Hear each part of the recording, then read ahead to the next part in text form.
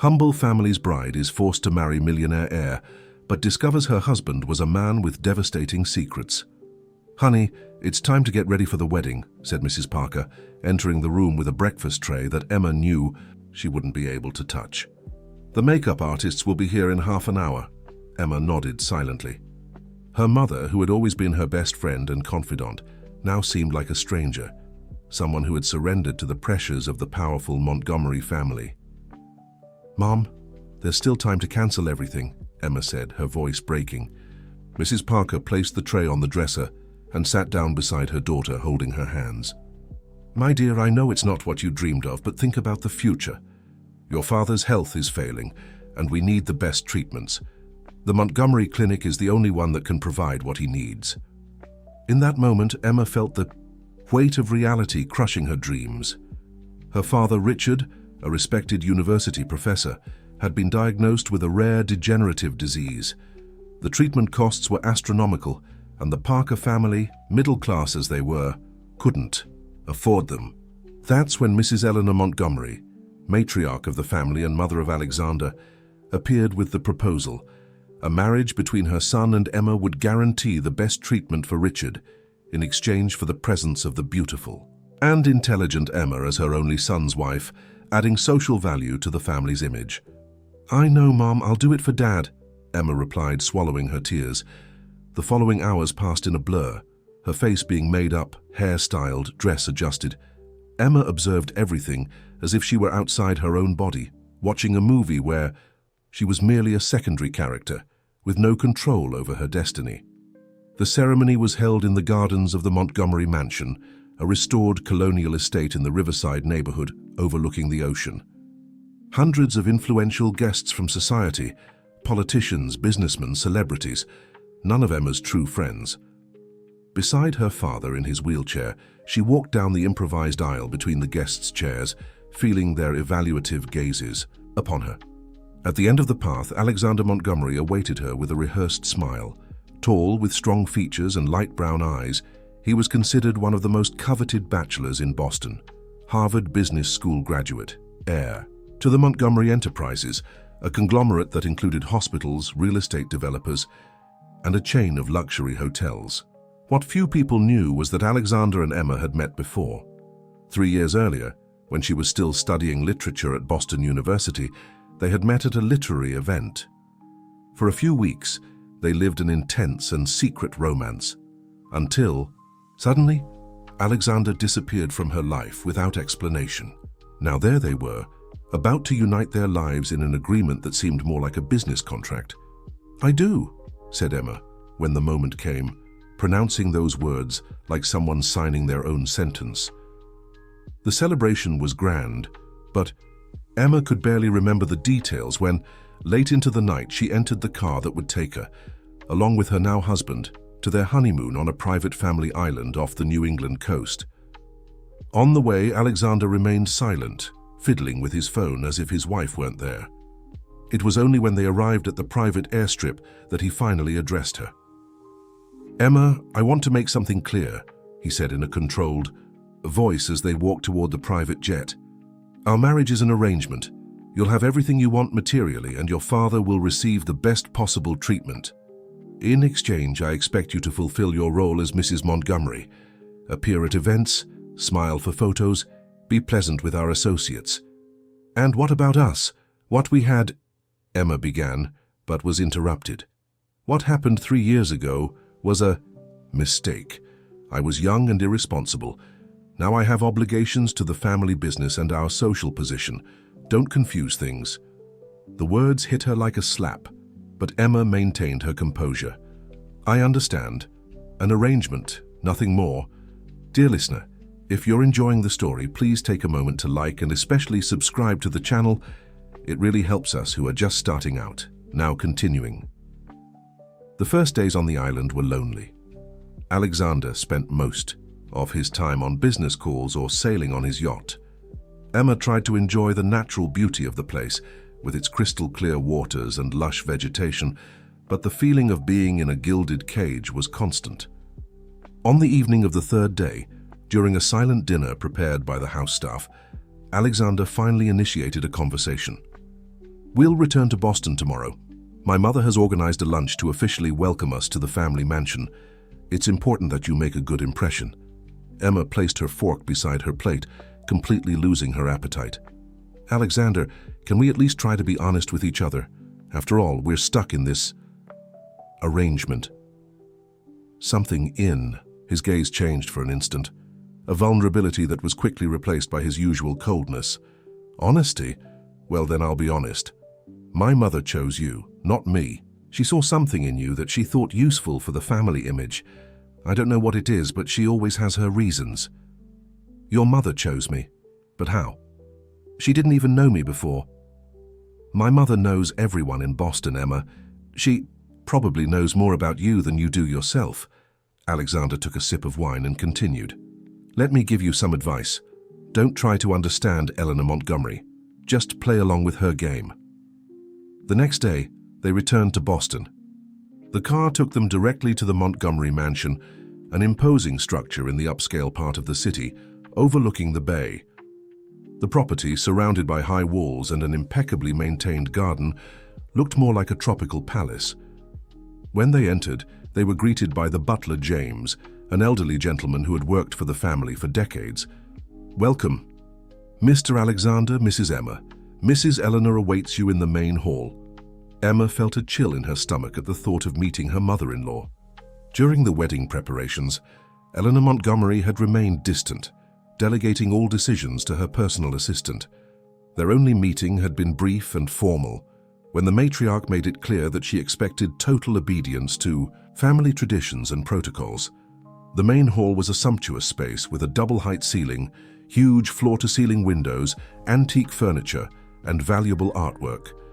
Eleanor Montgomery was seated in a dark leather armchair like a queen on her throne. Finally, she said without standing, I thought you'd never return from the island. Mother, we arrived on the day we agreed upon, as always, replied Alexander, leaning down to kiss his mother's cheek. Eleanor then turned her gaze to Emma, examining her from head to toe. About 60 years old, with perfectly arranged grey hair and impeccable posture, she exuded authority. Emma, I hope you enjoyed your honeymoon. From now on, your life will be very different. There's much to learn about being a Montgomery. I'm willing to learn, Mum, Emma replied, trying to sound confident. A cold smile formed on Eleanor's lips. Excellent. We'll begin immediately. Tomorrow at 9 in the morning, my assistant Christine will take you to visit the family's charitable works. It's important that the new Mrs. Montgomery is seen contributing to charitable causes. Yes, ma'am. And Emma, continued Eleanor, your quarters are in the east wing of the mansion next to Alexander's. James has already taken your things there. I expect you to adapt quickly to the household routine. That afternoon, after a tense lunch, where Eleanor dominated the conversation with topics related to family business, Emma decided to explore the mansion. It was a labyrinth of corridors, rooms, and spaces that seemed to come from another era. Staff circulated discreetly, always busy keeping everything in perfect order. In her room, a luxurious but impersonal space, decorated in shades of beige and white, Emma found a planner on the desk. Opening it, she discovered that her routine was already completely planned for the coming weeks. Visits to charities, lunches with partners' wives, etiquette classes, consultations with a personal stylist. I see you found your schedule, said a voice from the door, startling Emma. It was Christine, Eleanor's assistant, a middle-aged woman with thin-framed glasses and a severe expression. Yes, I didn't know I would have such a full agenda, Emma replied. Mrs. Eleanor believes in the importance of social commitments. As Alexander's wife, you now represent the Montgomery family in all circles. Emma nodded, feeling increasingly suffocated. And will I have any free time? I'd like to visit my parents, and your visits to the Parker family are scheduled for Sunday afternoons bi-weekly, interrupted Christine. Mrs. Eleanor believes it's important to maintain family ties, but not at the expense of primary commitments. When Christine left, Emma sat on the edge of the bed, feeling tears welling up. What had she done? How could she live like this, like a puppet in Eleanor Montgomery's hands? It was at this moment that her cell phone rang. It was her mother. Honey, how are you? Your father started treatment today at the Montgomery Clinic. The doctors are wonderful, so attentive. They say there's a good chance of improvement with this new therapy. The knot in Emma's throat loosened a little. At least her sacrifice was worth it. That's good, Mum. I'm happy for him. And you, my dear, how is married life? Emma swallowed her tears. I'm adapting, Mum. The mansion is huge. There's a lot to get to know. Oh, honey, I know it's not what you dreamed, but I'm sure that with time, you and Alexander will build a good marriage. He seems to be a serious, responsible young man. Yes, Mom, I have to go now. We'll be having dinner soon. Send Dad my love. In the days that followed, Emma found herself dragged from one commitment to another, always under Eleanor's direct or indirect supervision. Her mother-in-law controlled every aspect of her life: what to wear, how to speak, who to talk to. Even the decoration of her quarters was under the matriarch's scrutiny. Alexander, meanwhile, remained distant. He left early to work at the central office of Montgomery Enterprises and returned late, often when Emma was already asleep. In the few moments they shared, he was polite but distant, as if speaking to a colleague rather than his wife.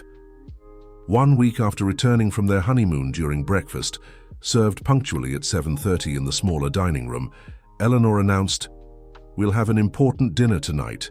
The governor and his wife will come to the mansion, along with some congressmen and healthcare business people. It's crucial that everything goes perfectly." "Any special occasion, Mother?" asked Alexander, without raising his eyes from the newspaper he was reading. "We're finalizing negotiations for the construction of the new hospital in Brookline. With the governor's support, we'll secure the tax exemption we need." Emma listened attentively. It was the first time she had concrete information about the family business. "Emma," Eleanor turned her attention to her. "Teresa, my fashion consultant, will come at 2 p.m. to choose your dress for tonight. I want you to look impeccable." "Yes, ma'am," she responded automatically, already accustomed to agreeing with everything. After breakfast, while Eleanor retired to her office and Alexander prepared to leave, Emma decided to explore more of the mansion. There were parts of the house she still didn't know, including some rooms that always seemed to be closed. Walking down the second-floor corridor in the west wing, far from her quarters, Emma noticed a door slightly ajar. Curious, she approached and peeked inside. It was an impressive library, with floor-to-ceiling bookshelves, a mobile ladder to reach the highest shelves, and leather armchairs strategically placed throughout the room. "May I help you with something, ma'am?" asked a voice behind her, making her jump in surprise. It was Mrs. Jenkins, the housekeeper, a lady of approximately 70 years who, according to Christine, had worked for the Montgomerys for more than 4 decades. "I'm sorry, Mrs. Jenkins. I was just getting to know the house." The lady observed her with astute eyes. The library was the favorite place of the late Mr. Montgomery, Alexander's father. He spent hours here, reading and working. "I didn't. No. Alexander rarely talks about his father." Mrs. Jenkins nodded with a melancholic air.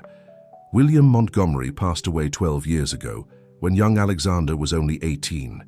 It was a great loss for all of us." Emma felt a twinge of sympathy for Alexander. Losing his father so young must have been difficult. "Is the library always closed?" she asked.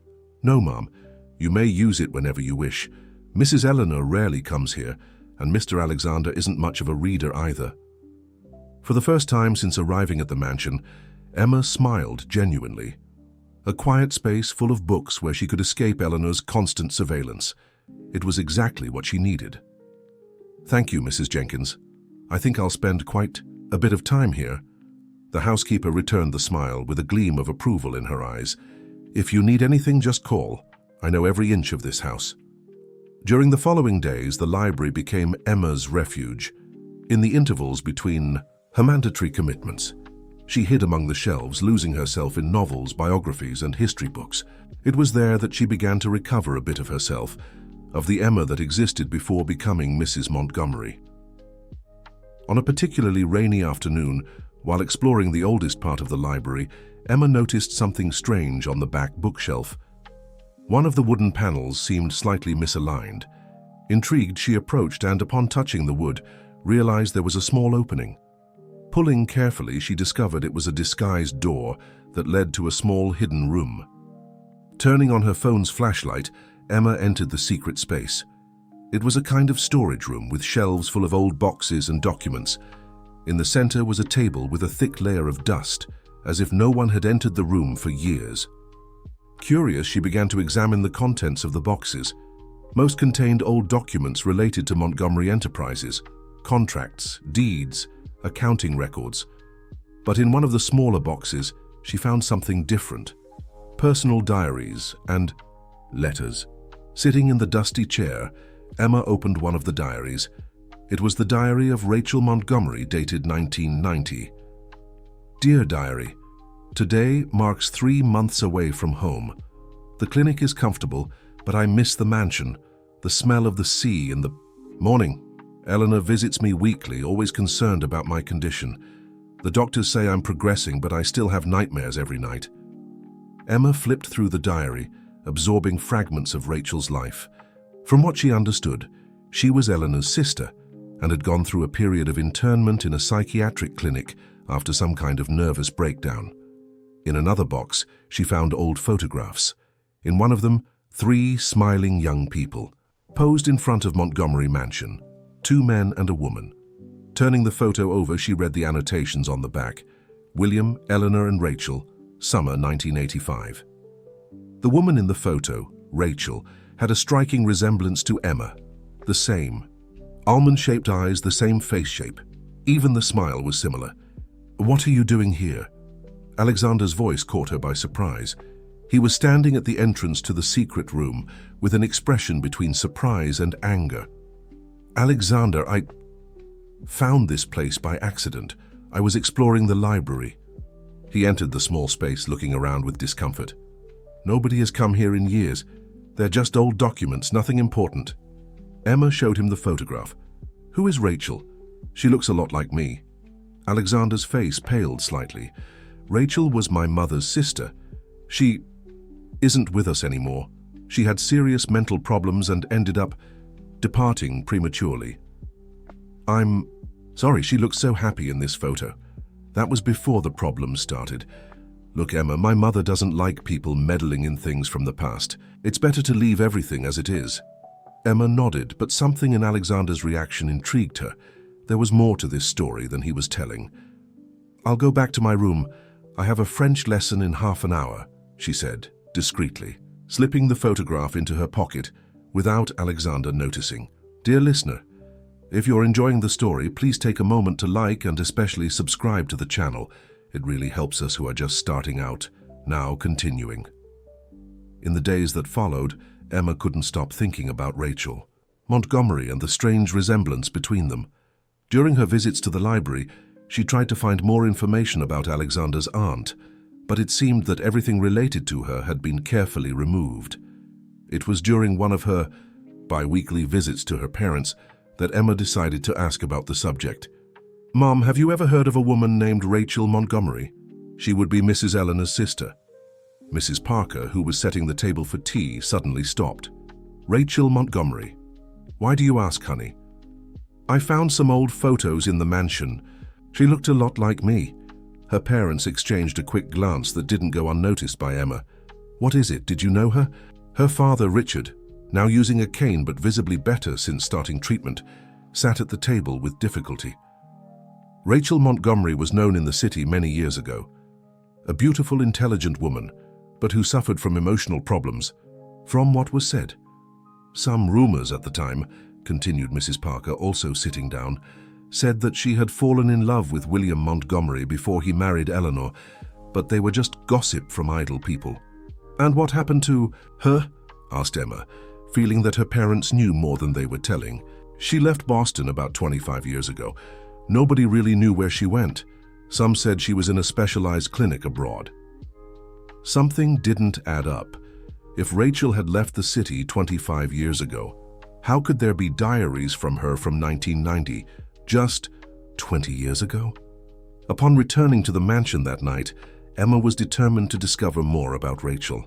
Taking advantage of the fact that Alexander had traveled on business and Eleanor was participating in a charity event, she returned to the secret room in the library. This time, she examined the boxes more carefully. In one of them, she found an envelope sealed with the Montgomery Enterprises crest. Inside was a set of medical documents in Rachel Montgomery's name, dated 1995. According to the reports, she had been admitted to Santa Clara Clinic, a private psychiatric institution, after an episode of severe emotional instability. Even more surprising, there was a document indicating that Rachel was pregnant at the time of her admission. The child's father was not mentioned. Emma felt a shiver run down her spine. Had Rachel given birth? What happened to the child? In another folder, she found correspondence between Eleanor and the clinic.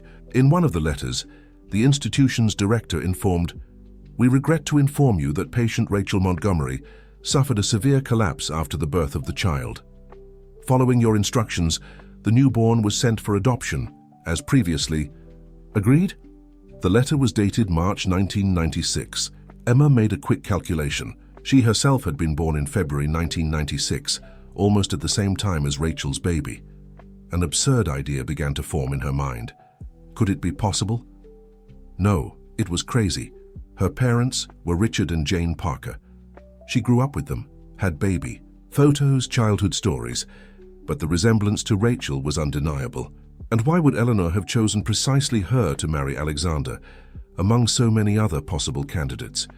She needed to talk to someone, get more information. She thought of Mrs. Jenkins, the housekeeper who seemed to know all the mansion's secrets. The next morning, she found the lady supervising the cleaning of the main hall. "Mrs. Jenkins, may I speak with you privately?" The housekeeper perceived the seriousness in Emma's tone and nodded, leading her to a small office used by the staff for administrative matters. "What do you wish, ma'am?" "Please call me Emma. I need to ask some questions about this house's past." Mrs. Jenkins's expression closed slightly. "What kind of questions?" "About Rachel Montgomery, Mrs. Eleanor's sister." The housekeeper sighed, deeply, as if she had been expecting this moment for a long time. "I knew someday someone would ask these questions. I just didn't imagine it would be you, ma'am. You." "What do you mean?" "Rachel was a gentle soul but fragile. She always lived in the shadow of her older sister, Eleanor.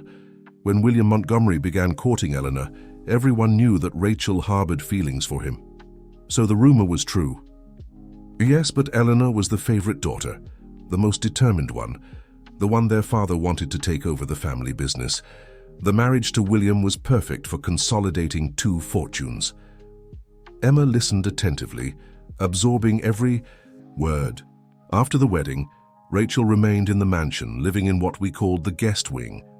It was an uncomfortable situation, but she had nowhere else to go. The parents had passed away and left everything to Eleanor, with the condition that she take care of her younger sister. And what happened after that? Mrs. Jenkins hesitated, as if measuring her words. "There was a period when William and Eleanor faced difficulties in their marriage. That's when we suspected that William and Rachel, well, that they grew closer. Shortly after, Rachel began to exhibit behavioral changes. Eleanor had her admitted to Santa Clara Clinic." "She was pregnant when she was admitted," affirmed Emma, not as a question but as a statement. Mrs. Jenkins's eyes widened. "How do you know that?" "I found documents. What happened to the baby, Mrs. Jenkins?" The housekeeper seemed genuinely confused. "I don't know. We only heard that Rachel had complications during childbirth and that the child didn't survive. It was a very sad time for everyone, especially for William. He was never the same afterward." There was a clear contradiction between the documents Emma had found and what Mrs. Jenkins knew. Someone was lying or had been deceived. And Rachel? What happened to her? She remained at the clinic for several years.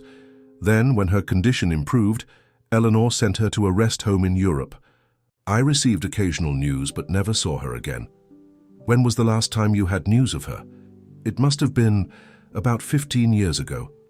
Eleanor received a call and was very shaken. Soon after, she informed us that Rachel had taken ill and didn't survive. Emma felt a knot in her stomach.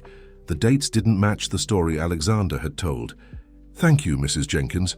Please don't mention our conversation to anyone." The housekeeper nodded with a concerned look. "Be careful, child. There are things in this house that it's better not to disturb." That night, lying in her bed while Alexander slept deeply beside her, Emma couldn't stop thinking about all the information she had collected. An increasingly disturbing theory was forming in her mind. What if she were Rachel's daughter? If Eleanor had orchestrated everything, including her marriage to Alexander, to maintain some control over the inheritance or legal situation? But that would mean that Alexander would be her cousin. The thought made her feel nauseous. She needed concrete evidence. A DNA test could resolve everything, but how could she get genetic material from Rachel, who was supposedly dead? The sea. Next morning during breakfast, Eleanor announced, "Alexander, we need you to go to London next week. There are some problems with our partnership at the hotel there that require your presence." "How long will I be away, Mother?" "About 10 days. I've already instructed Christine to prepare your schedule." Emma saw an opportunity there. With Alexander away, she would have more freedom to investigate. "And what about me?" she asked, surprising both of them with her initiative. "Should I accompany him?" Eleanor looked at her coldly. "That won't be necessary. You have commitments here that can't be postponed. Besides, I don't think you're ready to represent the Montgomery family internationally yet." After Alexander left for work, Eleanor called Emma to her personal office. It was the first time she had entered that space, an impeccably organized environment, decorated with ancient furniture and family portraits. "Sit down," ordered Eleanor, indicating a chair in front of her desk. Emma obeyed, trying to stay calm. "Christine informed me that you've been spending a lot of time in the library lately, so she was being monitored as she suspected. I enjoy reading. It was my favorite pastime before I got married." Eleanor observed her with penetrating eyes, as if trying to read her thoughts. "Reading is a respectable activity, as long as it doesn't interfere with your obligations as Mrs. Montgomery." "It hasn't, ma'am. I fulfill all the commitments that Christine schedules for me." "Yes, but there is more to being a Montgomery than simply attending events. There is a behavior, a posture that must be maintained at all times. You are no longer Emma Parker, the university professor's daughter. You are Emma Montgomery, wife of the future president of Montgomery Enterprises." The way Eleanor emphasized her maiden name sounded like an accusation, as if being a Parker was something shameful. "I'm doing my best to adapt, ma'am." Eleanor stood up and walked to the window with her back to Emma. "Do you know why I chose you for Alexander?" The question caught Emma by surprise. It was exactly what she had been wondering. "No, ma'am. Because you have qualities that my son lacks. Determination, inner strength. Alexander is brilliant in business, but has always been emotionally fragile. He needs someone who stabilizes him." Emma didn't know how to respond to this. It wasn't what she expected to hear. "And your father, Richard Parker, has an impeccable reputation in academic circles. Integrity is a characteristic valued by Boston society. The association with your family brings an element of intellectual respectability that complements our economic power." It all sounded like a cold analysis of advantages and disadvantages, as if Eleanor were talking about the acquisition of a company, not her son's marriage. "Now," continued Eleanor, turning to face her, "I hope you understand your position and your responsibilities, and that you don't get distracted by matters that don't concern you." The threatening tone was unmistakable. Eleanor knew or suspected that Emma was investigating the family's past. "I understand perfectly, Ma'am." "Good. You may leave." Leaving Eleanor's office, Emma felt more determined than ever to discover the truth. The only way to get definitive answers would be through a DNA test, but she would need a genetic sample from Rachel or a direct relative of hers. That's when an idea emerged. If Rachel and Eleanor were sisters, they shared genetic material. A test comparing her DNA with Eleanor's could indicate if there was a relationship between them. But how could she get a DNA sample from her mother-in-law without her knowing? The opportunity arose the following week, just before Alexander's trip. During a formal dinner, Eleanor used a handkerchief to clean her lips and left it on the table. When she momentarily withdrew to answer a call, in a quick movement, Emma took the handkerchief and stored it in her purse. Dear listener, if you're enjoying the story, please take a moment to like and especially subscribe to the channel. It really helps us who are just starting out. Now continuing. The next day, taking advantage of the fact that she needed to go to the mall for a consultation with the personal stylist, Emma escaped for a few hours and went to a private genetic analysis laboratory. Using her maiden name and paying in cash to leave no traces, she requested a relationship test, providing a sample of her saliva and the handkerchief used by Eleanor. "The results will be ready in 72 hours, informed the attendant. "We'll send them to the email provided." Those 3 days of waiting were agonizing. Alexander was already in London, and Eleanor had increased her agenda of commitments, as if wanting to keep her busy and away from distractions. When she finally received the email from the laboratory, Emma was alone in her room. With trembling hands, she opened the attached file. The result of the test left her stunned. Probability of first-degree relationship, 0.02%. Negative. There was no kinship between her and Eleanor. How was this possible? All the clues pointed to the possibility of her being Rachel's daughter, Eleanor's niece. The physical resemblance was undeniable. Unless, a new and disturbing possibility emerged in her mind. What if the story was more complex? What if there was another element she hadn't yet discovered? She needed to return to the secret room and look for more information. The next morning, claiming a severe migraine, Emma managed to cancel her commitments and, as soon as Eleanor left for the central office of Montgomery Enterprises, rushed to the library. This time, she methodically examined all the boxes, reading each document, each letter, each note. It was in a folder labeled Santa Clara Case that she found something revealing. A confidential report from a private investigator hired by William Montgomery in 1996. The document detailed how the investigator had been hired to locate a child who had been given up for adoption by Santa Clara Clinic in March of that year. The report confirmed that the child, a girl, had been adopted by a couple from Boston, Richard and Jane Parker. The ground seemed to disappear beneath Emma's feet. It was her, the child was her, but there was more. The report continued with shocking information. Rachel's biological child had died during childbirth due to respiratory complications. The doctor in charge, fearing Eleanor Montgomery's reaction, who apparently controlled the clinic with an iron fist, had orchestrated a substitution. Another baby, born on the same day to a mother who had died in childbirth and had no family, was presented as being Rachel's daughter. The biological mother of this child, Emma, was a young woman named Maria Johnson, a simple woman from rural Massachusetts who had sought the clinic to give birth and died from complications that weren't adequately treated. Emma felt the world spinning around her. She wasn't Rachel's daughter, nor Richard and Jane's. She was the daughter of an unknown woman, used in a scheme to cover up the death of a baby that Eleanor didn't want anyone to know existed. The document also mentioned that William, suspecting something was wrong, had hired the investigator without Eleanor's knowledge.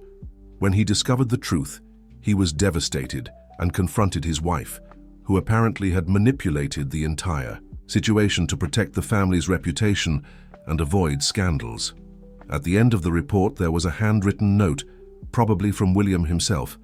"Rachel deserves to know the truth. The child deserves to know her origin. Eleanor cannot continue controlling lives like this. Tomorrow I will take action." But William never got to take those actions. According to records Emma had previously found, he suffered a fatal heart attack the day after the date of this note. A coincidence too disturbing to be ignored. Stunned by all these revelations, Emma barely noticed someone entering the secret room. "I think you've discovered enough." It was Eleanor, standing at the door with an expression that mixed anger and a strange sense of defeat. You knew I was investigating." "Christine monitors all your movements since day one, of course I knew." Emma stood up, firmly holding the documents. "Why? Why did you choose me to marry Alexander, knowing who I was?" Eleanor entered a small space, closing the door behind her. For the first time, Emma noticed how the mother-in-law's always impeccable posture seemed slightly curved, as if carrying a great weight. Control. It's always been about control.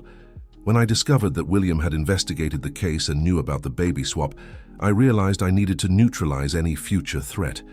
He died before he could do something imprudent, but the documents remained.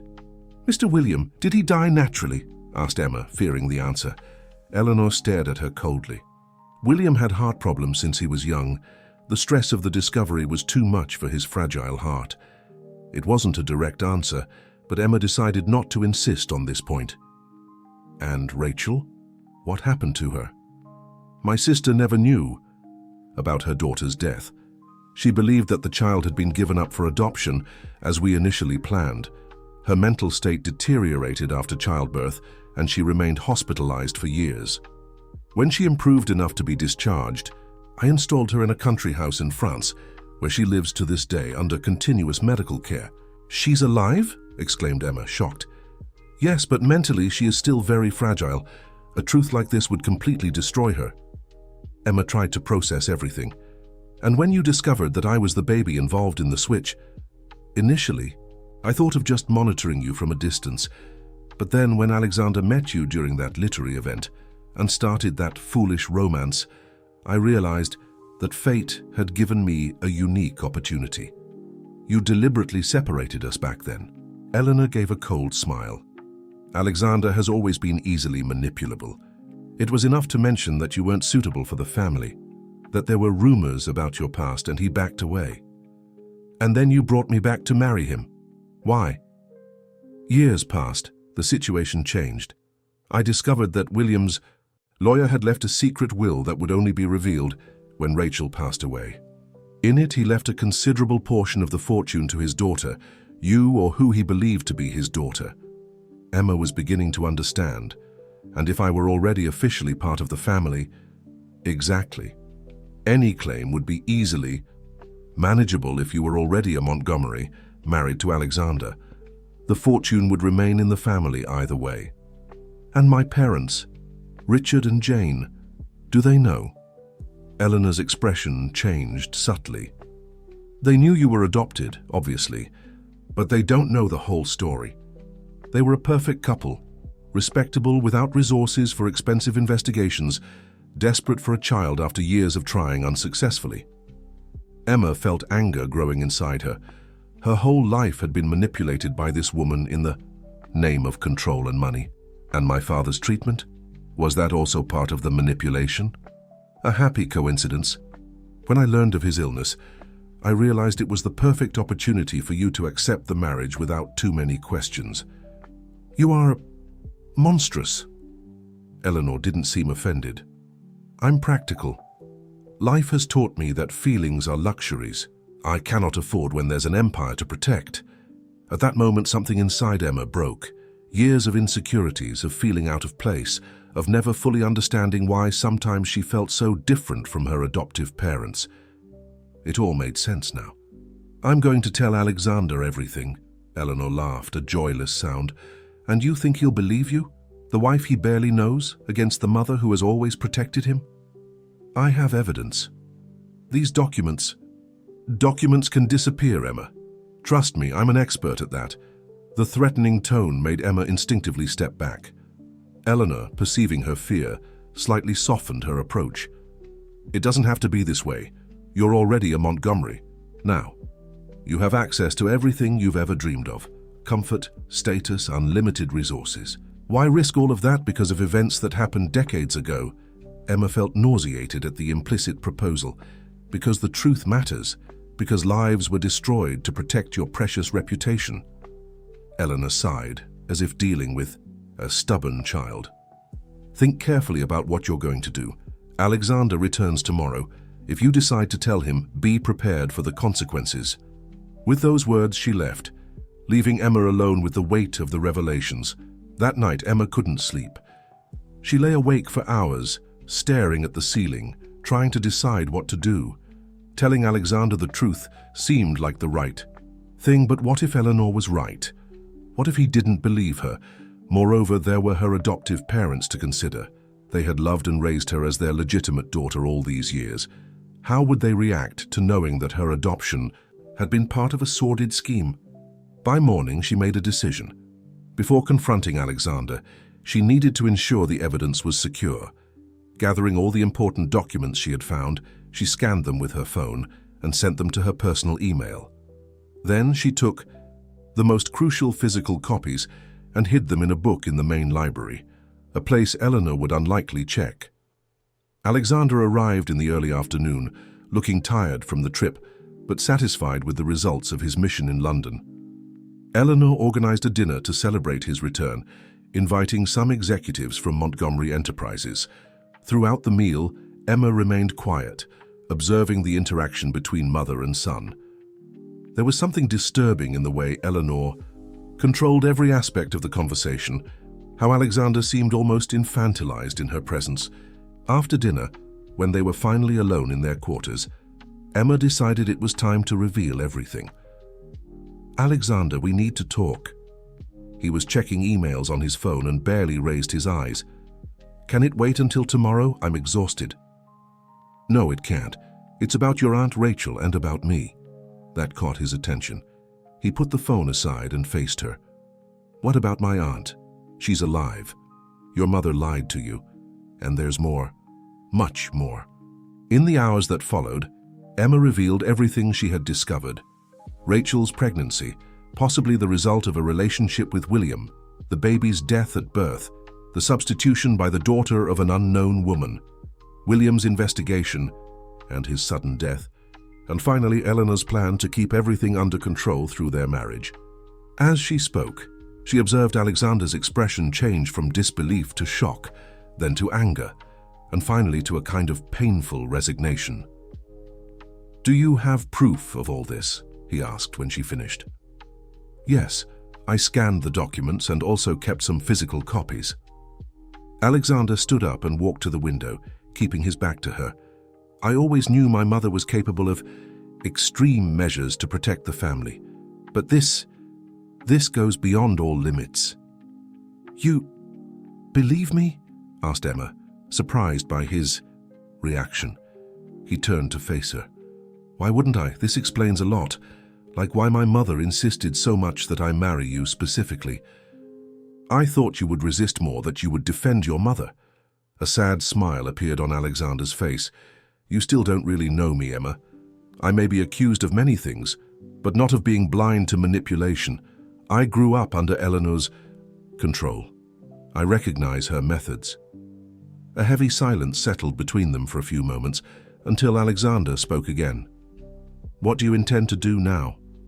"I don't know yet. I need to process all of this, discover who I really am." Alexander nodded. "That's fair, but be careful. My mother won't back down easily. Are you going to confront her?" "Not yet. First, I need to verify some things on my own." That night, they slept in separate rooms for the first time since their marriage.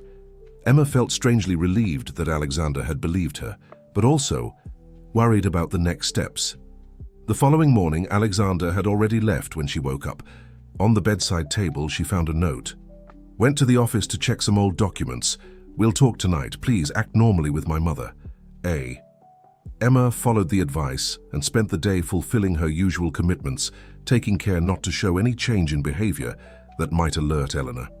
During lunch, the matriarch seemed quieter than normal, observing her with a calculating look. "Alexander seemed distant this morning," commented Eleanor casually. "Did you have any disagreement?" "No, Mum. I believe he's still tired from the trip." Eleanor nodded, not seeming entirely convinced. The first international business trip can be exhausting, especially when it involves solving complex problems. He mentioned that the matter was satisfactorily resolved. "Yes, Alexander has always been efficient." Eleanor paused, taking a sip of water. "Someday he will be an excellent president of Montgomery Enterprises, as long as he has the right people by his side, of course." The tone was clearly a veiled threat, and Emma felt a shiver run down her spine. "Excuse me, I need to prepare for my afternoon commitment," she said, rising from the table before Eleanor could stop her.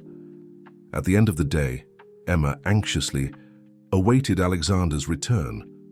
When he finally arrived, it was already past 10 p.m. and his expression was grave. "Let's take a walk," he said, surprising her.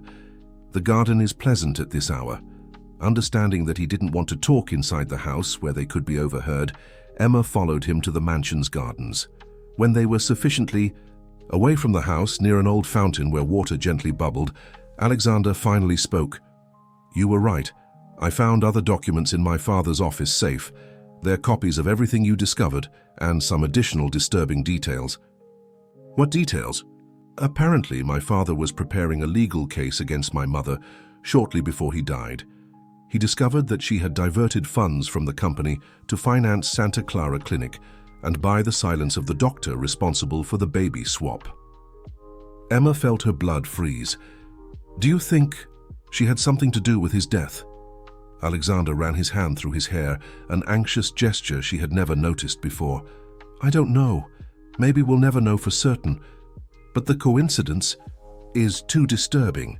What will we do?" "First, we need to ensure your safety. My mother has noticed that something is wrong.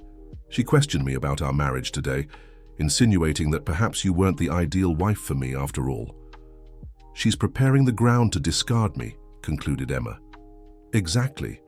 And knowing Eleanor Montgomery, she already has a plan in motion." As if to confirm his words, Alexander's phone vibrated with a message. Reading it, his face paled. "What is it?" "My mother has called a family meeting for tomorrow night. This never happens unless something serious is about to be announced." "I'm afraid of what she might do," confessed Emma. Alexander held her hand, a gesture of solidarity that surprised her. "I won't let her hurt you, Emma. I'm no longer the boy she could control with lies and manipulations." When they returned to the house, they found Eleanor in the main hall, apparently waiting for them. "A night walk? How romantic," she commented, with barely disguised sarcasm. "Just enjoying the night, Mother," replied Alexander, keeping calm. "I imagine. Oh, Alexander, I'll need you tomorrow morning at the office. We have important matters to discuss before the family meeting." "I'll be there," he replied, firmly holding Emma's hand. As they went up to their quarters, Emma whispered, "I have a bad feeling about this." "Me too, but we're prepared now. We know what she's capable of doing." The next morning, Alexander left early to meet Eleanor at the central office of Montgomery Enterprises. Emma stayed at the mansion, trying to follow her normal routine but constantly vigilant. It was during her usual visit to the library that Mrs. Jenkins came looking for her with a worried expression. "Mrs. Emma, may I speak with you privately?" "Of course, Mrs. Jenkins. What happened?" The housekeeper looked around, making sure they were alone. "I overheard a conversation between Mrs. Eleanor and Dr. Matthews this morning before she left." Dr. Matthews was the Montgomery family's private physician, a discreet man whom Emma had seen only once since arriving at the mansion. "What did they say?"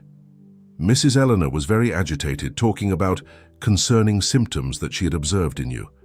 She mentioned emotional instability and erratic behavior, and said that perhaps a medical intervention would soon be necessary." Emma felt her blood freeze. Eleanor was preparing the ground to question her mentally, possibly even to institutionalize her, as she had done with Rachel decades ago. "Thank you for warning me, Mrs. Jenkins. You've been very kind to me since I arrived." The housekeeper smiled sadly. "You remind me of Rachel, not just in appearance but in kindness. I can't stand by while history repeats itself.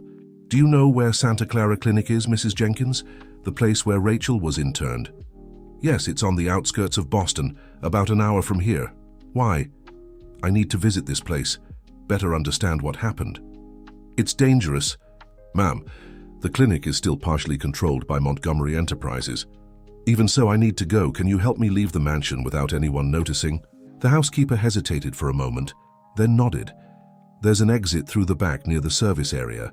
I can distract the security guards for a few minutes." "Thank you, Mrs. Jenkins. I'll do it right now." Using a cap and sunglasses to disguise her appearance, Emma managed to leave the mansion unnoticed. She took a taxi a few blocks away and gave the address of Santa Clara Clinic. The place was less imposing than she had imagined, a set of white buildings surrounded by an extensive garden, looking more like a resort than a psychiatric institution. Only the high fence and security guards at the entrance indicated it wasn't an ordinary place. At the reception, she improvised a story. "Good afternoon, I'm a journalist and I'm doing research on mental health institutions in Massachusetts. I'd like to speak with someone from administration for a possible article." The receptionist, A young woman with a bored appearance looked at her with suspicion. "Do you have any professional identification?" "I forgot it in the car. But if you could just inform them that Emma would like to talk about the clinic's history, especially the cases from the 90s. The mention of the specific period seemed to alarm the receptionist. I'll check if someone can see you. Please wait." While waiting, Emma observed the environment. Everything seemed meticulously clean and organized, without the somber aspect she associated with old psychiatric institutions. Patients walked through the gardens accompanied by nurses, some conversed in small groups. After a few minutes, a middle-aged man with a severe expression appeared. "I'm Dr. Paul Richards, Administrative Director. How can I help you?" Emma realized that her initial strategy wouldn't work with him. She decided to be direct. "I'm researching a patient who was here in 1996, Rachel Montgomery." The doctor's face hardened. "We don't provide information about patients, past or present. Confidentiality is a basic principle of our institution. Even when there's evidence of irregularities, such as falsification of birth or death records." Dr. Richards paled slightly. "I don't know what you're talking about, but I suggest you leave before I call security. I'm Emma Montgomery, Alexander Montgomery's wife. I believe that gives me some right to ask questions about the institution that my husband's family practically controls, don't you think?" The mention of the Montgomery name caused the expected effect. The doctor looked around nervously and lowered his voice. "Follow me to my office. We can't talk here." Once in the privacy of the office, Dr. Richards seemed visibly uncomfortable. "Mrs. Montgomery, I don't know what brings you here, but I must warn you that certain matters are delicate." "I'm aware of that, and I'm also aware of what happened to Rachel Montgomery and her baby in 1996. What I want to know is, who else was involved, and is there still any original record of these events?" The doctor sighed deeply. "I didn't work here at the time. I only assumed the administrative direction 10 years ago. But there are rumors, stories that circulate among the older staff." "What rumors?" "They say that Dr. Almeida, the medical director at that time, made a deal with Eleanor Montgomery. The official story is that Rachel's baby was stillborn, and that another child, daughter of a patient without family who died in childbirth, was given up for adoption with Rachel's consent." "But that's not true." "As I said, they are just rumors. Dr. Almeida retired many years ago and lives abroad. The records from that time were, well, let's say there was a selective fire in the archive in 2001, which destroyed several folders of sensitive cases." Emma was beginning to realize that finding concrete evidence would be more difficult than she imagined. Eleanor had been meticulous in erasing tracks. "What about the head nurse at the time or other doctors who worked here?" Dr. Richards hesitated. "The head nurse, Mrs. Beatrice, still works here. She's about to retire. I need to talk to her. I don't know if—" "Please, it's important." Something in Emma's plea seemed to reach the doctor. "All right, she should be in the geriatric sector now. I'll take you there, but I can't guarantee she'll talk about the subject." Mrs. Beatrice was a robust lady of about 70 years, with white hair fastened in a severe bun and kind eyes that contrasted with her rigid posture. When Dr. Richards introduced them and discreetly withdrew, she observed Emma with curiosity. "How can I help you, Mrs. Montgomery?" "Mrs. Beatrice, I'm investigating what happened to Rachel Montgomery and her baby in 1996. I know you worked here at the time." The nurse paled. "Why are you asking about this after so many years?" "Because I have reasons to believe that I was personally involved in this story." A light of recognition shone in the lady's eyes. "My God, it's you, the baby. So you know what happened? The baby swap, the lie about the death of Rachel's daughter." Mrs. Beatrice looked around, making sure no one was listening, and lowered her voice. "It was a terrible time. Rachel was a fragile patient, but treated like a prisoner. Eleanor controlled everything: visits, medication, information. And Rachel's baby really died." "Yes. The poor child was born with a severe heart malformation. She didn't survive the first few hours." The nurse's voice trembled with the memory. "Eleanor was here when it happened. She was furious, as if the death was a personal affront to her." "And the other baby? The one who was put in her place?" "She arrived on the same day." "The mother, a simple girl from the countryside, had died during childbirth due to medical negligence. She had no family. There was no one to claim the child. It was Dr. Almeida who suggested the swap to spare Rachel more suffering. She made air quotes indicating she didn't believe in that reason. And you agreed to this? Mrs. Beatrice lowered her eyes, clearly ashamed. I was young and afraid of losing my job. Eleanor Montgomery was powerful. She had influence over the hospital board, but I recorded everything in my personal diary. I couldn't report it, but I also couldn't simply forget. Do you still have that diary? Yes, I've kept it all these years, perhaps waiting for someone to come ask the right questions. Mrs. Beatrice, that diary could be the evidence I need. Would you be willing to share it with me? The nurse studied her for a long moment. You look a lot like her, you know? Like Rachel. The same determined look she had before she was broken by that family. Please, Mrs. Beatrice, I need the truth. Come back tomorrow, I'll bring the diary for you. When Emma returned to Montgomery Mansion, she found Alexander in the garden, apparently waiting for her. His expression was grave. Where have you been? I looked for you everywhere.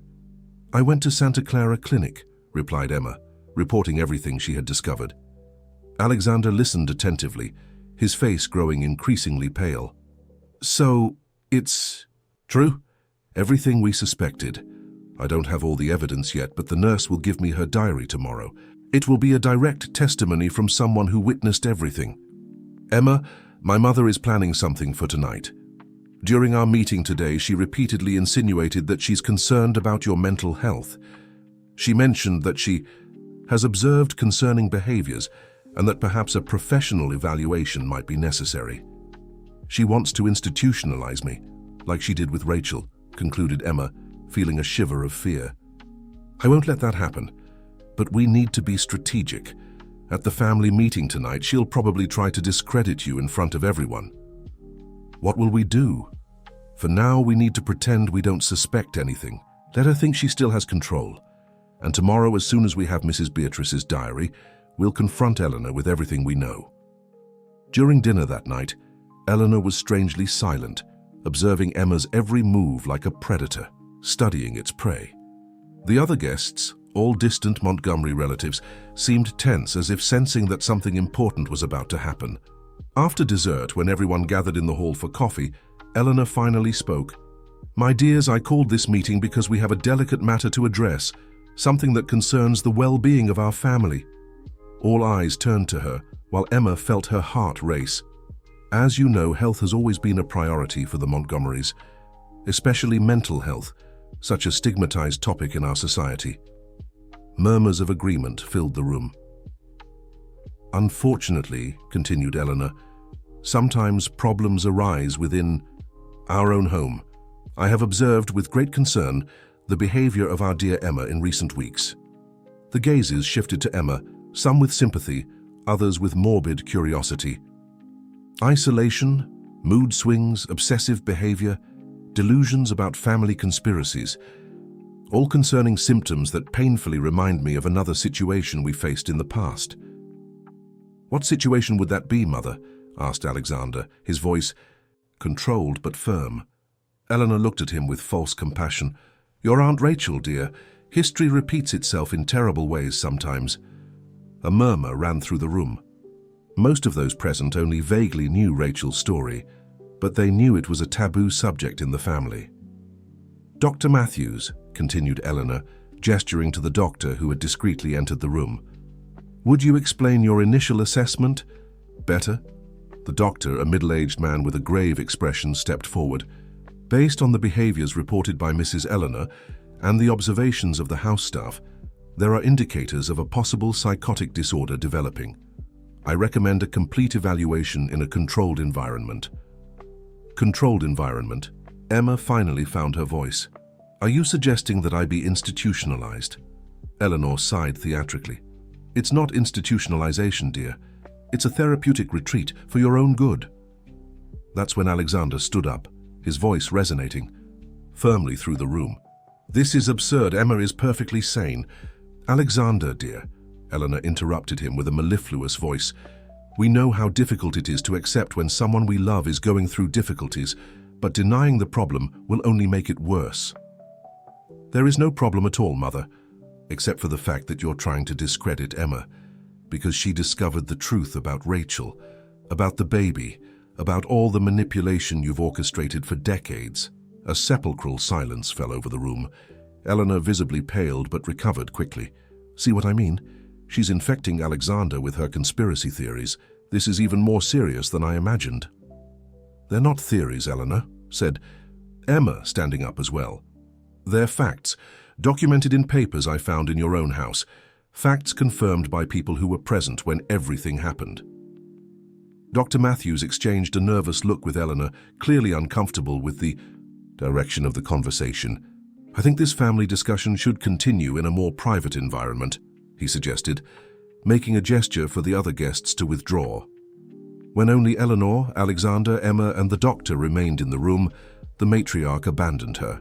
Conciliatory tone. You are making a terrible mistake. Everything I did was to protect this family, to ensure that the empire we built would survive. At the cost of lives, Mother, of destroyed minds, of separated families. Don't be melodramatic, Alexander. Nobody died because of my actions. Are you sure about that? He questioned. What about my father? The coincidence of his heart attack the day after discovering the truth about the baby swap. Eleanor paled. That's a very serious accusation. No more serious than what you did to Rachel, to Emma, to all of us. Dr. Matthews seemed increasingly uncomfortable. I believe I should withdraw. This is clearly a family matter. Stay where you are, Matthews, ordered Eleanor. You are a witness to the instability we're witnessing. I'm sorry, Mrs. Eleanor. I cannot participate in this. If there is really a medical need, I will be available, but this seems to be something else. When the door closed behind him, Eleanor momentarily appeared defeated, but soon her posture straightened again. You have no idea what you're doing, destroying my reputation, the family name, everything we've built. We don't want to destroy anything, Mother, said Alexander. We just want the truth and justice. Justice? Eleanor laughed bitterly. What kind of justice do you expect after so many years? What do you intend to do? Drag me to court? Expose the entire family to public scrutiny? No, replied Emma, surprising them both. What we want is simple. I want to meet Rachel. Well, I don't know if I can call her aunt, but the woman whose life was destroyed along with mine. I want to understand my origin, and I want you, Eleanor, to admit the truth, at least to us. Eleanor stared at her for a long moment. And if I refuse? Then we'll use the evidence we have, all the documents, the testimonies, not for revenge, but because the truth needs to come to light. A tense silence filled the room as Eleanor seemed to weigh her options. Finally, with a resigned sigh, she sat down, suddenly looking aged. Rachel is in a country house near Lyon, in France. She has 24-hour caregivers, but her mental state has improved significantly in recent years. She paints, reads, has a peaceful life. Does she know about her daughter? About the truth? Asked Alexander. No. She believes that the child was given up for adoption and lives happily somewhere.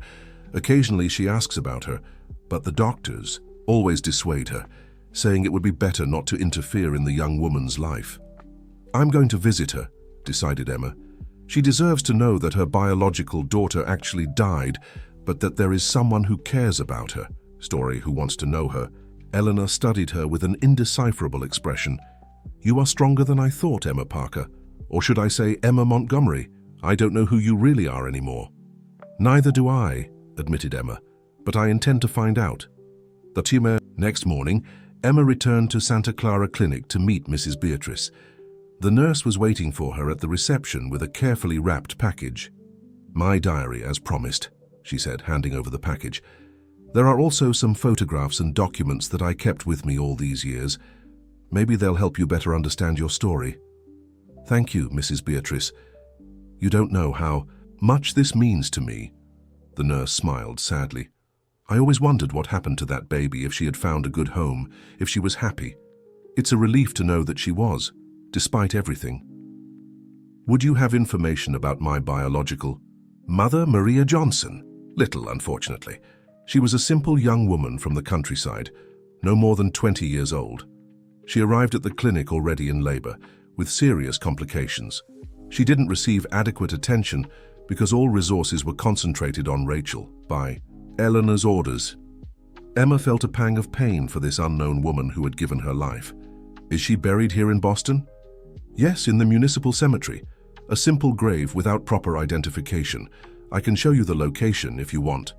Please, I'd like that very much. That afternoon, Emma visited the grave of her biological mother, a simple headstone with just the name Maria J. and the date. She brought flowers and stayed there for a long time, reflecting on the strange paths that life had traced for her. Upon returning to the mansion, she found Alexander and Eleanor in a tense conversation in the office. When she entered, both turned to her. "Emma," said Alexander, "my mother has something to say."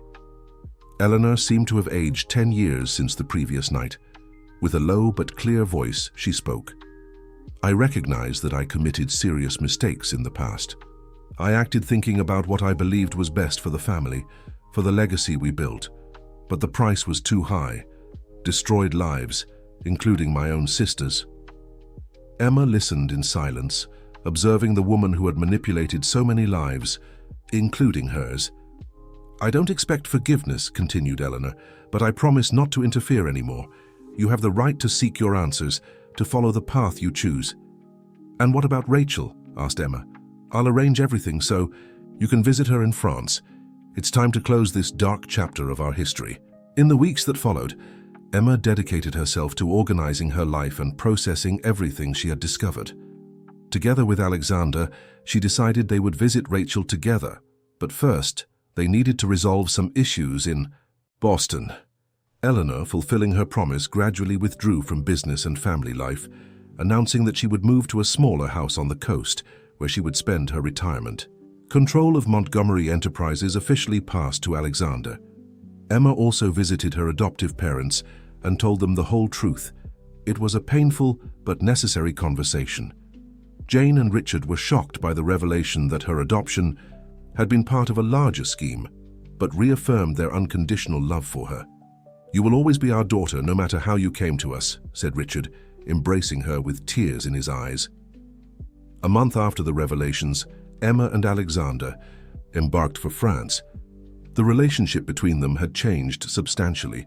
They were no longer husband and wife in the conventional sense, but had become allies, partners in a journey of discovery and healing.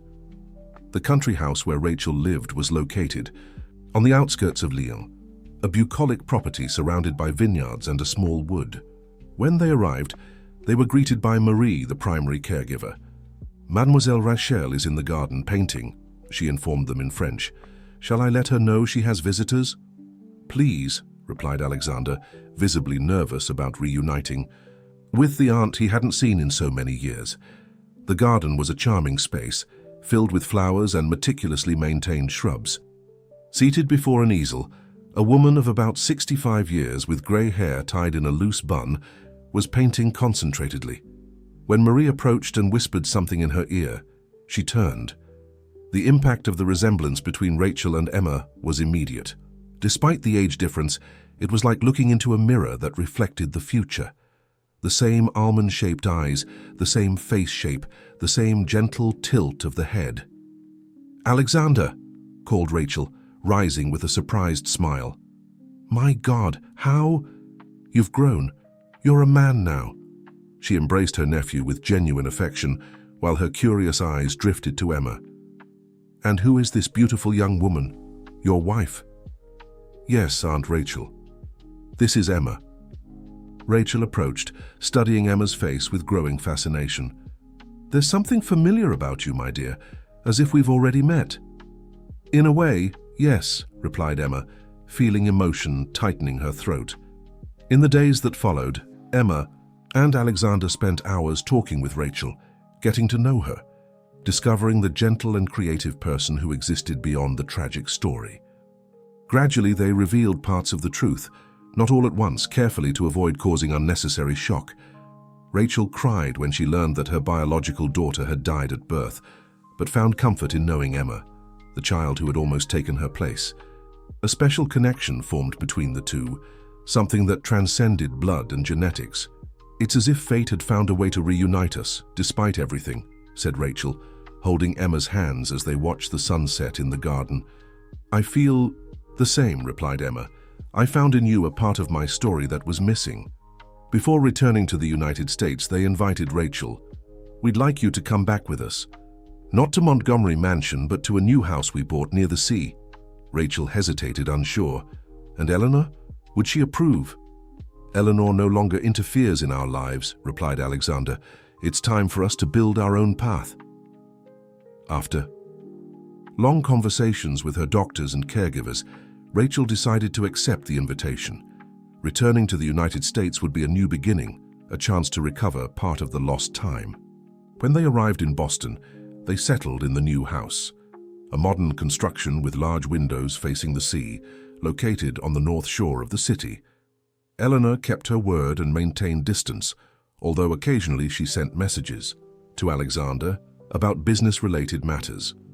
Emma, using her literature background that had been interrupted by marriage, began working at a school for young people from underprivileged communities, using part of the Montgomery fortune to create scholarships and educational support programs. Alexander, upon definitively assuming control of Montgomery Enterprises, implemented significant changes: greater transparency, investments in social projects, complete reform of Santa Clara Clinic to transform it into a center of excellence in mental health accessible to all. Rachel, in turn, flourished in her return to her native land. Her paintings began to gain recognition, and she started an art therapy project for women in vulnerable situations, using her own story as inspiration to help others rebuild themselves. The relationship between Emma and Alexander evolved into something difficult to define. They were no longer a couple in the romantic sense, but maintained a deep bond based on mutual respect and shared experiences. They decided to remain officially married for the time being, giving time for both to rediscover who they really were. On a sunny afternoon, about a year after all the revelations, Emma was walking on the beach when she met a young man sitting on the sand, drawing the sea. Something in the way he held the pencil, in the concentration on his face, made her stop. "Sorry for the intrusion," she said, "but that's a very beautiful drawing." He looked up, smiling shyly. "Thank you.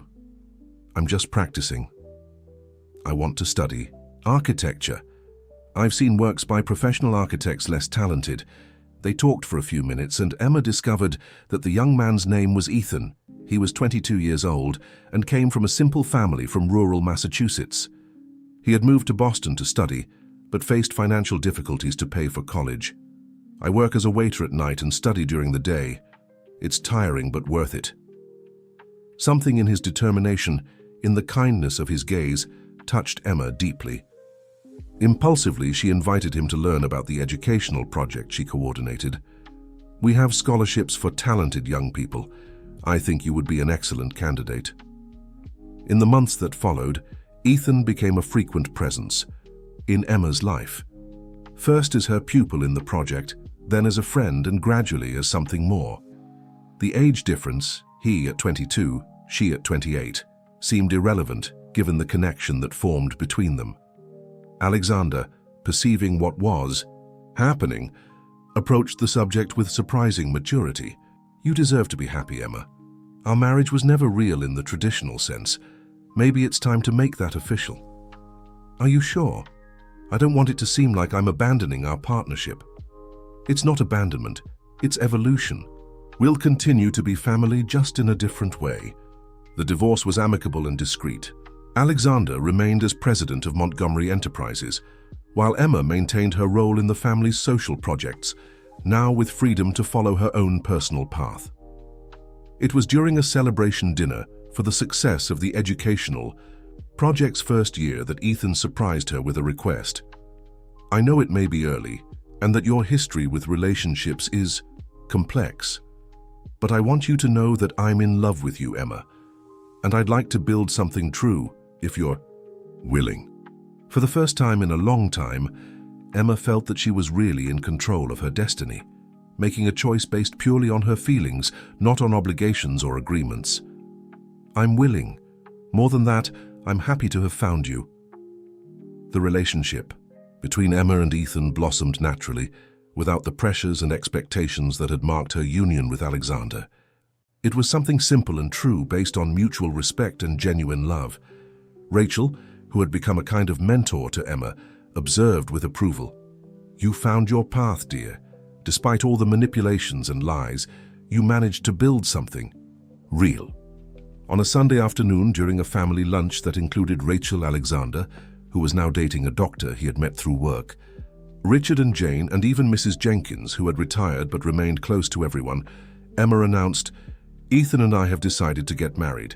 It will be something simple on the beach, just with people who really matter to us." The congratulations were warm and sincere. This family, built not by blood but by choices and love, was celebrating a new chapter in Emma's life, a marriage that this time would be based only on true feelings. The week of the wedding, Emma received an unexpected letter. The envelope bore the Montgomery Enterprises crest, and inside was a small handwritten note from Eleanor. "Emma, I heard about your upcoming wedding. I wouldn't dare ask for an invitation, nor offer congratulations that you probably don't wish to receive from me. I just want you to know that despite all my mistakes, I rejoice that you have found your path. I've attached to this note something that I believe rightfully belongs to you. The deed to the old Montgomery summer house in Cape Cod. It was Rachel's favorite place when we were young, and I imagine that perhaps you two might find some joy there. Eleanor Montgomery." Emma was surprised by the gesture. It wasn't a request for forgiveness. Eleanor was too proud for that, but it was perhaps as close as the matriarch could get to a reconciliation. She showed the letter to Rachel, who smiled with tears in her eyes. "The Cape Cod house. I spent the happiest summers of my youth there. Your aunt is trying in her own way. Do you think we should accept? Yes, not for her, but for us. That house holds precious memories that deserve to be revived." On the wedding day, a simple ceremony was held on the beach at sunset. Emma wore a light lace dress with bare feet in the sand.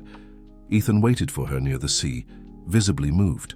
Among the guests were Rachel, Alexander, and his doctor girlfriend, Richard and Jane, Mrs. Jenkins, and a few close friends.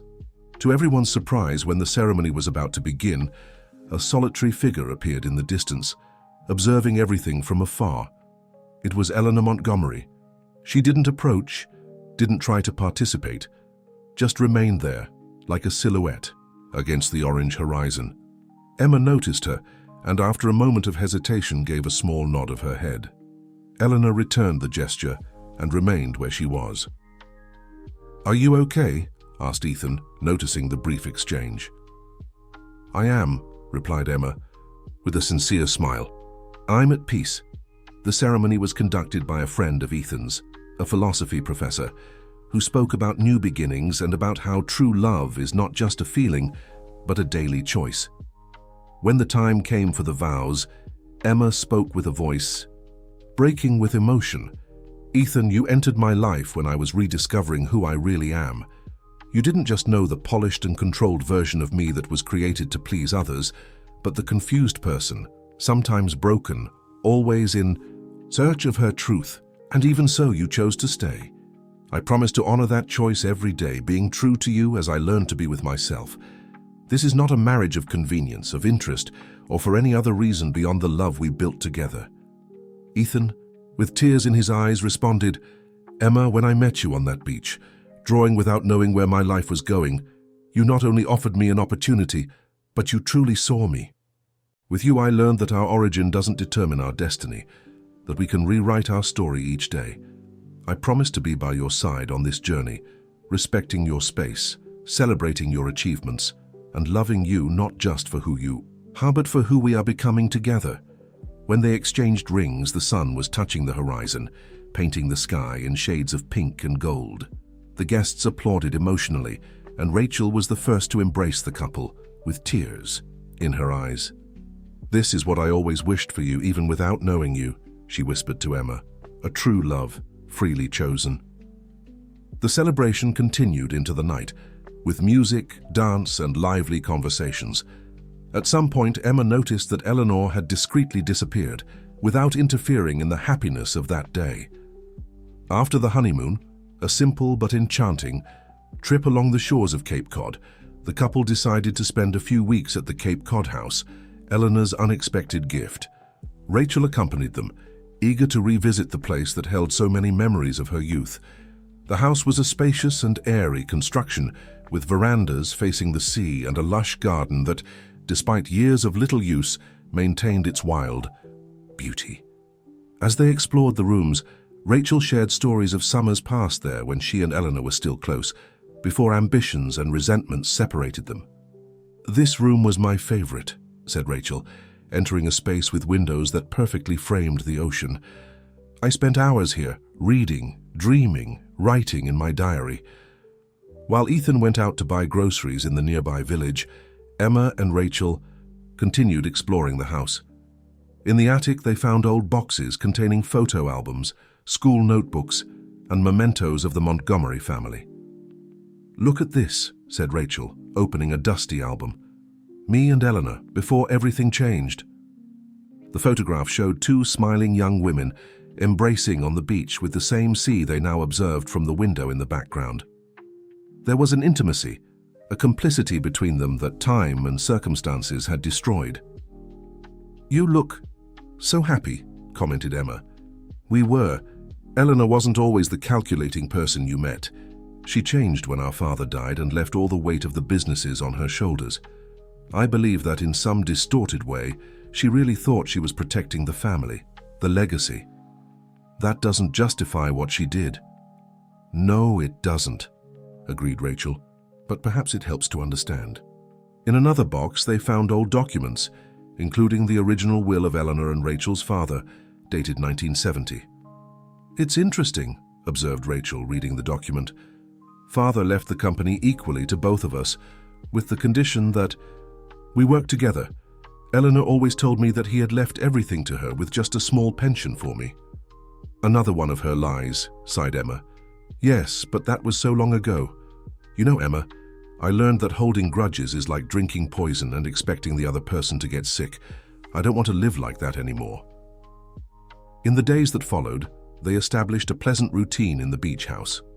Emma worked remotely on her educational project, Ethan designed architectural projects for a university competition, and Rachel painted seascapes that captured the golden light of the New England coast. A week after their arrival, they received an unexpected visit.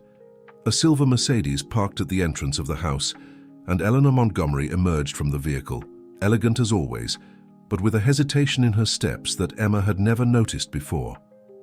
"I hope I'm not intruding," she said when Emma opened the door. "That depends on the reason for the visit," replied Emma, cautious but without hostility. "I came to see Rachel, if she's willing to receive me." Emma nodded and led Eleanor to the back veranda, where Rachel was painting. When the sisters saw each other face to face for the first time in decades, time seemed to freeze. "Eleanor," said Rachel, putting her brush aside. "Rachel," replied the other, her normally firm voice now trembling slightly. "You are, well, I am.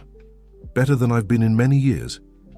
Emma discreetly backed away, leaving the sisters alone. From the kitchen window, she observed as they talked, first with tense formality, then with growing emotion. She saw when Eleanor surprisingly began to cry, and Rachel, after a moment of hesitation, held her hands. She couldn't hear what they were saying, but she didn't need to. That conversation didn't belong to her. It was the closure of a cycle that had begun long before she was born. Hours later, when Eleanor finally prepared to leave, Emma joined them on the veranda. "I didn't expect to see you talking like this," she commented. Eleanor observed her with an expression different from the usual mask of control. There was vulnerability there, and something that seemed almost respect. "Some things cannot be repaired," said Eleanor, "but perhaps they can be recognized, accepted." "It's a beginning," replied Rachel, still holding her sister's hand. Before leaving, Eleanor turned to Emma. "You've built something admirable with your life, despite everything I did. Maybe someday we can, I don't know, maybe we can at least talk civilly." "Maybe," agreed Emma, without promising more than she felt capable of offering. In the months that followed, life found a new rhythm. Emma and Ethan divided their time between Boston and the beach house, where Rachel decided to settle permanently, transforming one of the rooms into a studio where she received students for painting classes. Emma's educational project grew, expanding beyond scholarships to now include mentoring programs, psychological support, and cultural development for young people from vulnerable communities. Ethan, in turn, graduated in architecture and began working on social projects, developing sustainable housing solutions for underprivileged areas. Alexander, although more distant in daily life, remained an important presence in Emma's life.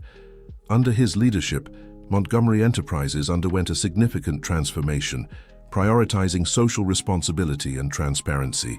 His relationship with the doctor, Clara, evolved, and eventually they also married in a discreet ceremony which Emma and Ethan attended as guests of honor. Eleanor and Rachel established a fragile but persistent bond, meeting occasionally for lunches or walks on the beach. It wasn't a complete reconciliation. There were wounds too deep for that, but it was a form of peace that neither had imagined possible.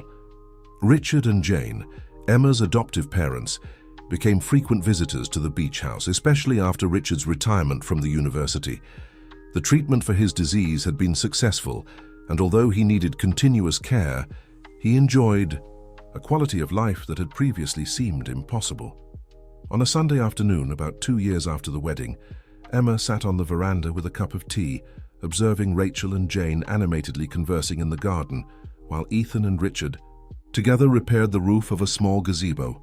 The scene was so simple and yet so significant, a family that had found its way through lies, pain, and redemption. Her cell phone rang, interrupting her thoughts. It was Alexander. "Emma, I have news that I thought you'd like to know personally. We found relatives of Maria Johnson, your biological mother." She felt her heart race. After years of searching, finally there was a concrete clue about her origins. Who? Where? An aunt and 2 cousins in western Massachusetts. Clara was doing volunteer work at the hospital there when she heard a lady mentioning a niece named Maria Johnson, who had disappeared years ago after going to Boston to give birth. The dates match. Did you talk to them? Tell them about me? Not directly. I thought you should decide how you want to proceed. Emma was silent for a moment, processing the information. For so long she had sought to understand her origin, and now that the answer was within reach, she felt simultaneously anxious and apprehensive. Thank you, Alexander. I'll talk to Ethan and decide how to proceed. That night, after sharing the news with Ethan and Rachel, Emma decided she would visit Western Massachusetts the following week. Ethan offered to accompany her, but she felt it was a journey she needed to make alone, at least initially. The trip to the small town in the Berkshires was peaceful, with the bus traversing the beautiful rural landscapes of Massachusetts. She stayed at a small inn in the historic center, and following Alexander's instructions, headed to the local hospital, where Clara had met Maria Johnson's aunt. The head nurse, a friendly lady named Betty, remembered the case well. Mrs. Elizabeth comes here every month for her blood pressure treatment. She lives on a small farm on the outskirts of town with her oldest son. She's a very dear lady, always telling family stories. Did she mention more details about her niece? Yes, she said that Maria was the youngest daughter of her brother, who died when the girl was little. She was raised by her grandmother, and when she was about 20 years old, she got pregnant by a local boy. The family didn't approve of the relationship, and Maria decided to go to Boston, where an acquaintance had promised to help her find work. And they never heard from her again. Just one letter soon after she arrived in Boston, then silence when they tried to find her months later. No one knew her whereabouts. The family always suspected something bad had happened. With Mrs. Elizabeth's address in hand, Emma rented a car and drove to the rural property on the outskirts of town. It was a modest farm with a main colonial-style house surrounded by fruit trees and a small cornfield. Her heart was racing when she knocked on the wooden door. After a few moments, an elderly lady with white hair and a face marked by time answered, looking at her with curiosity. "Good morning, how can I help you?" "Mrs. Elizabeth, my name is Emma. I came from Boston to talk about Maria Johnson. The lady's expression changed instantly, her eyes widening in surprise and a hand instinctively going to her chest. "Maria, you knew my niece." "Not exactly, but may I come in?" "It's a long and complicated story." The lady stepped aside, inviting her in. In the simple but welcoming living room, she offered coffee and homemade cookies while calling her son Robert, a middle-aged man with gentle features who vaguely resembled the photo Emma had seen of Maria Johnson. Seated at the table, Emma began to tell her story, from what she had discovered about her birth at Santa Clara Clinic to the search for the truth about her origins. As she spoke, she saw Mrs. Elizabeth's eyes fill with tears. "My God," whispered the lady when Emma finished. "You are Maria's daughter. Our girl didn't die in vain. She left a piece of herself in the world. You believe me?" Just like that, without any proof. Mrs. Elizabeth smiled through her tears. "Child, I don't need proof. Look at you. You have the same eyes as her, the same way of tilting your head when you're thinking. And this whole story, no one would make up something like this." Robert, who had remained silent, finally spoke. "We have photos of her, if you want to see." From the wooden shelf, he retrieved an old album and placed it on the table. In the yellowed pages, Emma saw for the first time the face of her biological mother, a smiling young woman with expressive eyes and dark, wavy hair like her own. "This was on her 18th birthday," explained Mrs. Elizabeth, "and this one at Robert's wedding. It was the last family event she attended before going to Boston. Each photograph was like a piece of the puzzle of her identity that finally fit into place. There was the answer to questions she had carried all her life, from whom she had inherited the shape of her eyes, why her laugh sounded different from Jane's, where her natural talent for drawing that she shared with Ethan came from. "You never knew what happened to her in Boston?" "No," replied Robert. "When we received the letter, she said she was fine, that she had gotten a job as an assistant at a clinic and would write again soon. But we never heard from her again. Months later, my mother went to Boston to look for her, but nobody at the clinic could inform her of her whereabouts. Some said she had never worked there." "Santa Clara Clinic," murmured Emma. "Yes, that was the name. How did you know?" "That's where I was born, where my mother passed away during childbirth." A heavy silence fell over the room, each absorbing the weight of the revelations. It was Mrs. Elizabeth who finally broke it, holding Emma's hands between her own. "For years I prayed to know what happened to Maria. Now I know that even in her last moments, she left something precious in the world. You, my dear, are the answer to my prayers."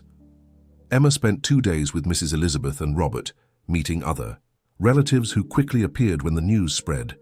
She heard stories about Maria, her determination, her passion for books, her dream of studying nursing. She showed photos of her life in Boston, of Ethan, of Rachel, of the beach house. 2. Families separated by tragic circumstances, finally connected. When she returned to Boston, she felt different, more complete in a way. The final piece of the puzzle of her identity had been found. At the beach house, she shared everything with Ethan and Rachel, showing the photographs, telling the stories she had heard. "I invited Mrs. Elizabeth and Robert to visit us next month," she said. "I hope you don't mind." "Of course not," replied Ethan, embracing her. "Your family is my family now." "And mine too," added Rachel. "After all, in a way, we are all connected by this extraordinary story." In the weeks that followed, Emma dedicated herself to organizing a space in the house to receive the relatives from Western Massachusetts. With Ethan's help, she transformed one of the vacant rooms into a comfortable apartment where Mrs. Elizabeth could stay whenever she wished. She also wrote a long email to Alexander, thanking him for finding the trail of her biological family and inviting him for lunch when the relatives from the Berkshires arrived. "It would be meaningful to have all branches of my story gathered at least once," she wrote. To her surprise, Eleanor also expressed interest in meeting Maria Johnson's relatives. In a brief phone call, she told Emma, "I know I have no right to ask this, but I would like to be present when they visit, not to interfere, just to finally face all the consequences of my actions." Emma hesitated, fearing that Eleanor's presence might bring discomfort, but after talking with Rachel, she decided to allow it. "Maybe it's important for everyone," observed Rachel. "A closure, a form of reconciliation." When the day finally arrived, the beach house was in a flurry. Emma had prepared a simple but welcoming reception, with typical New England foods and decorations that blended elements of the coast and the countryside. Ethan observed her with admiration, seeing how she had grown since they met, how her search for identity had transformed into a journey of self-discovery and connection with others. Mrs. Elizabeth, Robert, and his wife Teresa arrived mid-morning, enchanted with the beauty of the house and the ocean view. Alexander and Clara appeared soon after, bringing flowers and an old album of photographs of Montgomery enterprises they had found in the archive, showing Santa Clara Clinic in its early years. Eleanor arrived last, visibly tense. She wore a simple outfit, different from the formal clothes Emma had always seen her wear, and carried a package in her hands. "For you," she said, handing it to Emma. "I found it in my father's personal archives." Inside the package was an old leather journal, William Montgomery's diary with entries dating from 1996, exactly from the period when he had discovered the truth about the baby swap. "He wanted to do the right thing," explained Eleanor in a low voice. "If he had lived, perhaps everything would have been different." Mrs. Elizabeth, upon being introduced to Eleanor, surprised everyone by holding the hands of the woman who had, indirectly, caused so much suffering to her family. "The past cannot be changed," said the lady with wisdom, "but we can choose how we carry it forward." Lunch proceeded in a surprisingly harmonious atmosphere. Stories were shared, connections were made, and even laughter eventually echoed through the sunny veranda. It wasn't complete forgiveness. Some wounds were too deep for that. But it was a form of healing, a recognition that the past, however painful, had shaped the present they now shared. At the end of the day, as the guests began to say their goodbyes, Emma and Ethan walked to the beach, watching the sunset tinge the horizon red and gold. "It's strange to think about everything that happened," she commented, resting her head on his shoulder. "All the lies, manipulations, pain, and yet somehow I found my way here to you, to this peace.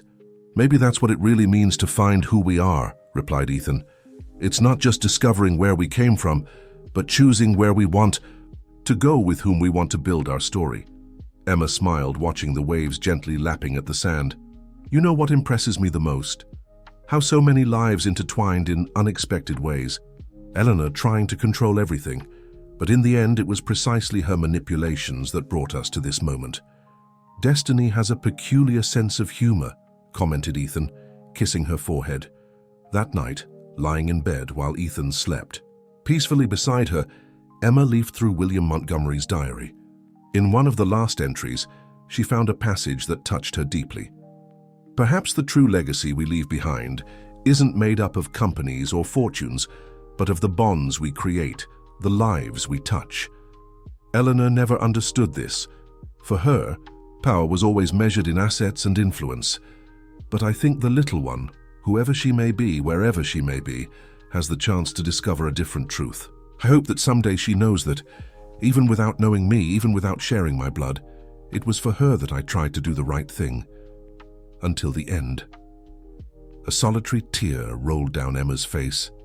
Somehow, even beyond death, William Montgomery had found a way to convey a message that echoed across the decades. She wasn't his biological daughter, nor his blood relative, but there was a connection that transcended these limitations, a connection forged by the common search for truth and justice. In the years that followed, Emma and Ethan built a life based on the values they had discovered during their journey. The educational project grew, transforming into a foundation that benefited young people throughout Massachusetts. Ethan established his own architecture firm, focused on sustainable and accessible solutions for underprivileged communities. Rachel, who had found in painting a way to process her own experiences, became a recognized artist, with exhibitions that explored themes of identity, loss, and rebirth. Her relationship with Eleanor, though never completely healed, evolved into a cautious mutual respect. Alexander and Clara had 2 children, who frequently visited Aunt Emma at the beach house, creating bonds that transcended the complexities of the past. Eleanor, gradually withdrawn from business, found in gardening a late passion, transforming the garden of her coastal home into an oasis of flowers and native plants. Mrs. Elizabeth eventually moved to the beach house, occupying the apartment that Emma and Ethan had prepared for her. There, the lady found a new family and a connection with her lost daughter through Emma.